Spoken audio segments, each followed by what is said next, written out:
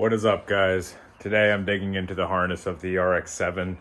I already have the main harness out, but I have not gone in and actually looked into things as far as the chassis harness goes and everything else. I started digging into it a little bit, trying to get some of the other rat's nest stuff taken care of, but it's a lot. Right now I have all of this random stuff finally freed up. I can't imagine someone going through the trouble of just destroying everything, but it freed up some space in here. I'm gonna try to look for some other things. We got some loose connections here. That's probably part of the engine harness. If I have to get a second sub harness for, say, the transmission or body harness, I will. But as of right now, it seems like all the body harness stuff is kind of there and intact. There's a couple of stuff with corroded pins that's not connected at all. I don't know exactly where they go. It seems like all of this stuff is fairly sorted right now. Stuff like this, I don't believe I saw a connector for that. I couldn't even tell you what the hell that is, but I'm gonna put the phone down for a minute and try to look into it just a little bit deeper. Took a vacuum to this and try to just clean it up a little bit. There were butt connectors everywhere. You can still see a couple back in there. Whoever touched this is a complete and utter moron, but I'm gonna try to get this taken care of. This is the harness here. Like I said, I don't see anything that resembles that one giant plug in there, so probably have to go back to Reinhardt's and get some more stuff, but I want to at least get that harness in the engine bay a while. So I'll catch up with you guys in just a second. All right, so I'm gonna fish this wiring harness into the little cubby. This is the beginning stages of it. Oh, I already got it caught on something. This is gonna be a long road, but all of this needs to be fished into the firewall to connect to the ECU and a couple of other little tidbits there for, I'm assuming, the chassis harness. I'm gonna hope that you guys can see what I'm doing here. I have it on the fisheye lens right now.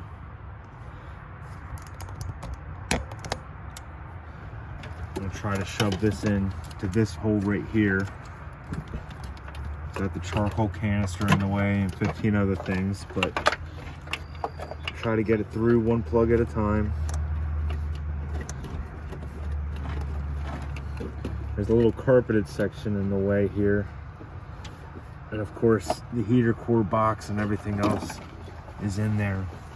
You just got to be gentle and slowly but surely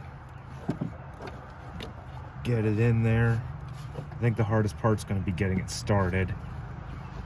It could also probably be the easiest part, but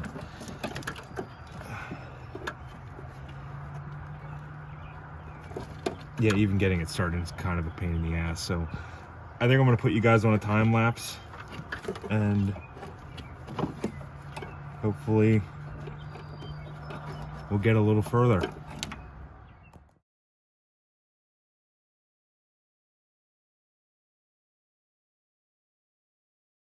Okay, so you can't really see up into the hole, but I did get the harness mostly through. Trying to tug it without breaking anything. It's a little difficult trying to get this through without breaking anything. I can kind of get my hand up in there, but not really. I'm gonna sit here and try to do this for a couple more minutes, trying to pull it through. I'm not gonna bore you guys with the struggle that I'm going through right now. So once I have it all routed in and hooked up, I'll show you where some of the plugs go, and yeah, then we'll move into the engine bay. And I'm back. I started putting the harness in, had that time lapse, and then my phone died. Told you guys that I would show you how it buttons up, comes through the firewall, down into here, plugs into these two spots here, and there's a couple of other plugs. This one here, this one right back here, and there's one way up here. You can kind of see it. I have that all plugged in now. And looking in the engine bay, I started plugging in a couple of other things.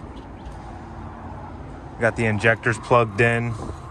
I have the windshield wiper motor plugged in, and a couple of these pieces plugged in. Seems like a hood sensor.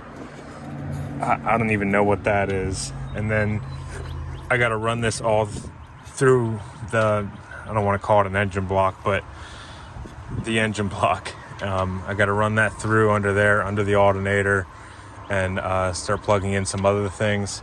I have these little vacuum sensors that I have no clue what they do either. I have them plugged in, but it seems like I'm missing a good bit to get this thing running. I don't even know what this is. It looks like some kind of fuel sensor, something with signal, I don't know. But I might be missing a sub harness. My buddy George is coming by with his rx7. He has an FC as well. We're going to look over his, try to compare and figure out what I still need to do. Right now my buddy Rob is here. We're working on the IS300. We have some mud work done. We got the quarter panel pretty much finished up. The wheel arch is all but there. Got the door fairly flat. Just got to finish it up here on this side, and then we'll start working on the other side.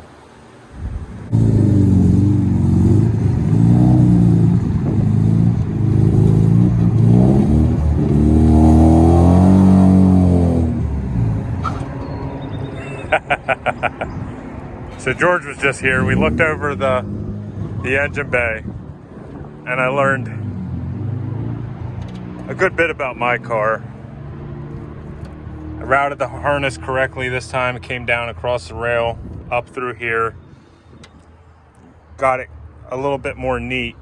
And I also found out that I have to take off the intake manifold to run all of this through underneath of here to plug into the coolant temp sensor and whatever else is under here, probably secondary injectors or something. I'm also missing what I believe is a trans harness that plugs into the spark distributor. It's not really a distributor, but it's like a coil pack thing. But yeah, we're missing a couple more pieces. I got to go back out to Biglerville to Reinhardt's Rotary Parts and try to get this thing sorted out. It's definitely not going to be done for street rod, but thankfully I got two other cars I could take out and cause some mayhem in.